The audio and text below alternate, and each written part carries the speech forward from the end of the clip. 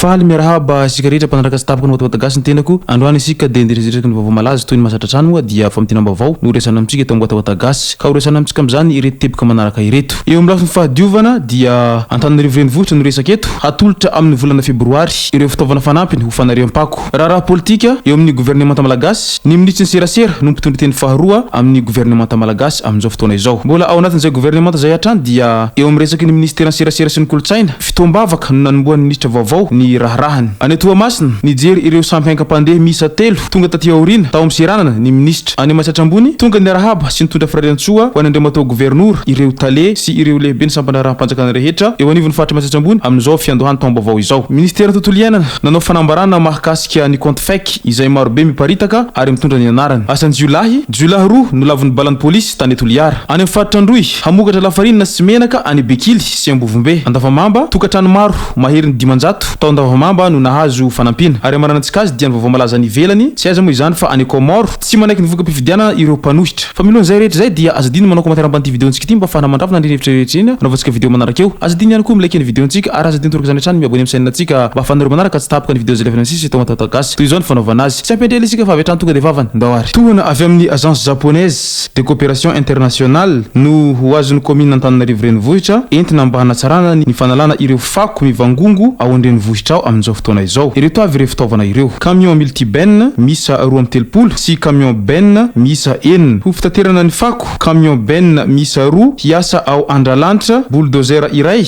excavateur miisa 2 dabampako miisa 7 pick-up miisa 2 derandroa tsy mataho-dalana miisa 8 ary ireo kojakoja rehetra ilaina amin'ny fikolokoloana sy fanamboarana ireo fitaovana ireo niverina nanomboka tamin'ny zoma 20 janoary 2024 ny fandaharana sy ho tombotra ny mihonina ao amin'ny RNM sy TVM sy ireo hainao manjery tsy miankina samihafa manerana nosy nitondrana tamintsika ny tatitry ny fanapahan-kevitra noraisina tamin'ny filan-kevitry ny ministra sy ny filan-kevitry ny gouvernemanta isan-kerinandro sy hiresaka ny raharaham-pirenena amin'ny ankapobeny araka izany ara dia voatendry ny filoham-pirenena Andradjoelina ny ministry ny fampianarana teknika sy ny fanafana arakasa ho mpitondra teny ny gouvernemanta voalohany hanao ny fandaharana tsy mahagaga izany satria ity ministra ity no ministra tsy mba nesorana mihitsy nandritra ny fitondrana izao filohan-kehitriny izao teo aloha raha tsorona dia izy no tena nanao ny asany ary nafapo ny fitondrana ny fiasany hatramin'izay nitsanganany gouvernemanta izay najoro tamin'ny 2024 samy manana ny fomba nanamariany ny fandraisany andraikitra nanandriana azy ireo ministra 17 vao antendrena farany teo fa ho an'ny Augustin Andriamananoro vavaka no nanombohany an'izany asany izany vao nandray fitenenana voalohany tamin'ireo mpiara-miasa aminy izy dia hatsarantoetra no nitsondriny mafy ity no andiny no raisiny nandritra n'io fitombavaka io fa ambonin'izany rehetra izany dia mitafia ny fitiavana izay fehiny hatsaram-panahy rehetra nandritra n'ity fotoana ity ihany koa no nampahafantaran'ireo departemanta samihafa ifandrindra amin'ny fanohizana ny asa rehetra izay efa nanomboka ary ireo tokony mbola ho tohizana amin'ny fanatsarana bebe kokoa any Toamasina fanaraha masony jony eto Madagasikara misy sambo miisa 3 tonga ao amin'ny seranana ao Toamasina tamin'ity herinandro ity tonga tany an-toerana araka izany ny ministry ny mahatanty Pobert nijery ireo sambo ireo mbola misy sambo haingam-pandeha miisa 2 ho avy miisa 20 araka izany ny isan'izy ireo eto Madagasikara zava-dehibe ny fanatsarantsika ireo fitaovana lehibe ireo afahana miady amin'ny jony tsara-dalàna rehetra koa mba fitantanana maharitra ny harenan-dranomasina eto Madagasikara no anton'izao rehetra izao ho hatrany ny ministry misehatra amin'izay raharaha ny jono sy ny hazan-dranomasina izay any Masatrambony kosa tonga ny Arahaba sy nitondra firariantsoa ho an'ny gouvernour ireo tale sy ireo lehibe sampandarahampanjakana rehetra eo anivon'ny fatra Masatrambony tamin'izao fiandohany taom-baovao izao mendry mpankasitrahana ho iato gouvernour ny firaisan-kina nasehon'ny sampandarahampanjakana eo anivon'ny fatra Masatrambony ka nahafahana ny asa sy ny fanolo-tanana tamin'ireo asa fampandrosoana maro lafy irariana araka izany mba hitohy hatrany ny fiarah-mientana ho fampandrosoana ny faritra ho izy namarana ny teniny ministera ny tontolo iainana indray taoriny fanendrena azy ho ministra ny tontolo iainana sy ny fandrosoana lovainjafy dia maro ireo konty misoratena ho amin'ny anarany tsy manana konty ankoatra ity konty manokana ity izay afaka arahintsika amin'ny roy ho izy hatrany fa ny ankoatra zay dia ampisoloky avokoa tsy tompona andraikitra amin'ny vaovao sy ny resaka izay avoakan'ireo konty pisoloky ireo ny tenako sy ny ministera ny tontolo iainana ary ny fampandrosoana lovainjafo izy hatrany aoka sambo mailo ary manintana hatrany hanamafy ireo hetsika ho fiarovana ny tontolo iainana tsy adidiko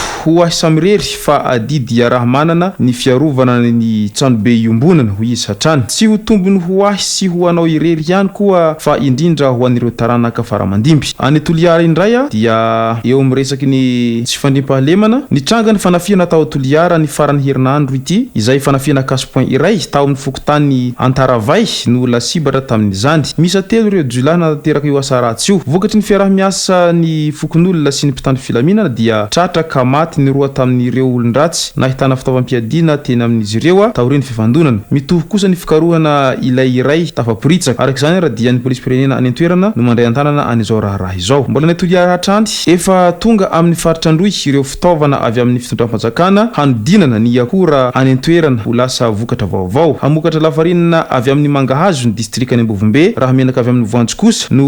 ho vokariny distrikany Bekily on district on factory tetikasa entiny ministera fampiroboroboana ny industria sy ny varotra ary ny fanjifana hanatratrarana ny vina ny filoham-pirenena izao atao izao ka tsy hisy distrika hadino eo amin'ny fampiroboroboana ny industria omena sehatra ireo tantsaha eny fotony hanodina ny vokany ho lasa entana ilaina amin'ny fiainana andavanandro ankoatra ny fanatsarana ny faripiana ny tantsaha dia heverina hamaly ny filanimponina amin'ny PPN ihany koa izao taniketsy industrial izao nandray an'ireo fitaovana teo amin'ny fahatongavana ireo tompon'andraikitra ao amin'ny faritra Androy nahitana ny prefet ny talemparitra ny fampiroboroboana ny industria sy ny varotra ary ny fanjifana ny taleny fotodrafitrasa sy ny fampandrosoana tamin'ny fiandohany ity herinandro ity eny andavamamba ny sitraka tohana ara-tsosialy avy amin'ny fitondram-panjakana tamin'ny alalan'ny ministeran'ny mponina sy ny firaisankina ny mponina amin'ny fotany andavamamba anjezika faharoa tamin'ny zoma 20 janoary lasa teo tokantrano 500 mahery no nahazo mivantana an'izany fanampiana izany bodifotsy so zinga finosankarana nahitana vary sy menaka ary ronono no natolotra tamin'izany nitarika ny délégation avy amin'ny ministera moa dia ramatoa ministry ny mponina sy ny firaisankina fomendraza haingo Elisette ary ny marantsika azy dia vao malaza ny ivelany ihany tsy aiza moa izany fa any Komoro izay mafy ny savorovoro amin'izao fotoana izao ny alahady 20 janoary teo no nanatanteraka ny fifidianana ny filoham-pirenena tao amin'ny nosy Komoro nandesa avy hatrany tamin'ny salanisa 2 faingo 7 isanjato tamin'izany ny filoham-perinasa Aziz Ousmani araky ny vokatra navoaka ny seni any an-toerana tsy manaiky ny vokatra io ireo avy amin'ny fanoherana ka nitaona voaka komoriana hidina andalambe nandritra ity herinandro ity dia nahitana hetsy hatrany isanandro nametraka taketra nefa n'izany satria araky ny vaovao ofisialy hatreto dia iray no maty ary 5 naratra ankoatra ny olana izay dia misy ihany koa ny fahavoazana hafa toy ny fahasimban'ireo fotodrafitrasa fiarakodia ary tranon'ireo tompon'andraikitra zay raha tompo klasy tompo vavy marana koa ty vidéo antsika ity ka manasitsika rehetra sanao commentaire ambany ty vidéo ity mba afahana mandravina ny hevitra rehetrarehetra raha voasika vidéo manaraka eo manasitsika ihany koa ilaiky ny vidéo antsika ary manasitsika tanandro hatrany abonneo amin'ny chaîne antsika mba afahanareo manaraka tsy tapaka ny vidéo zay lefina misy tonga tawata gasy tompo klasy tompo vavy mangasitraka dia marary soa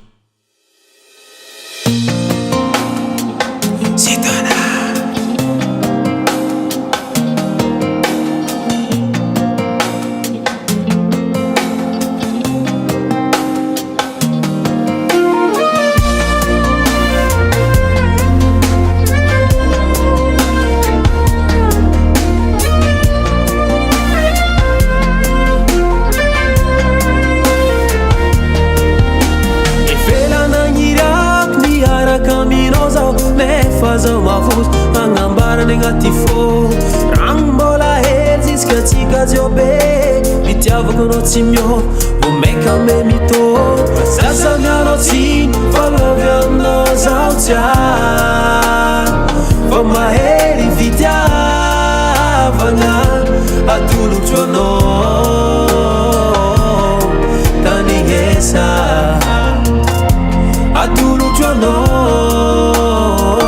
tifo kumbaleva, atulu chono.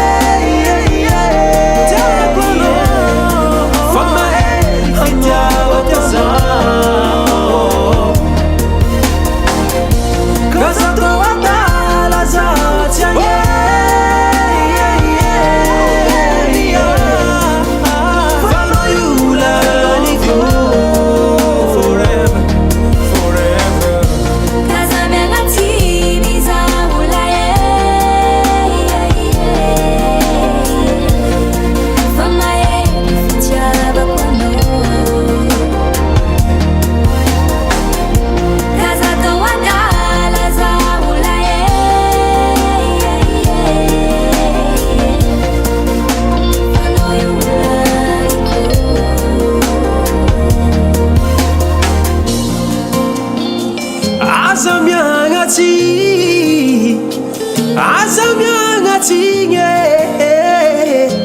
anotiako